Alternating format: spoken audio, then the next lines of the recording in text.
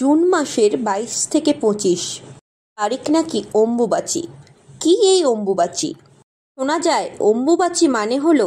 যায় অম্বুবাচী হলো ধরিত্রী মাতা সহ হিন্দুদের পূজনীয় দেবী মাতারা রজস্বলা হন।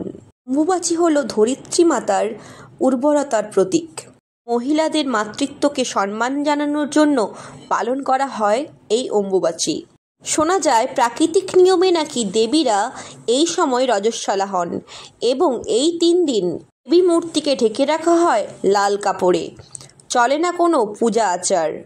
যেখানে ভারতবর্ষে আজও রজস্বলা অর্থাৎ পিরিয়ডস নিয়ে রয়েছে নানা রকম ভ্রান্ত ধারণা, সেই জায়গাতেই এই ভারতবর্ষেই মহিলাদের এই পিরিয়ডস বা রজস্বলাকে দেবীর প্রতীকী রূপে পুজো করা হয়।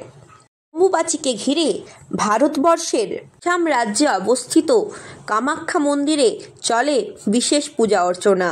২২ থেকে ২৫ কামাখ্যা মন্দিরে দরজা বন্ধ থাকলে ২৬ তারিখ সেই দরজা খুলে চলে মহাসমারোহে পূজা অর্চনা।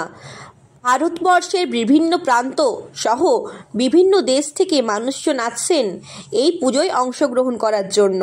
অন্যান্য সতীপীঠের মধ্যে একটি সতীপীঠ হলো এই কামাখ্যা মায়ের মন্দির।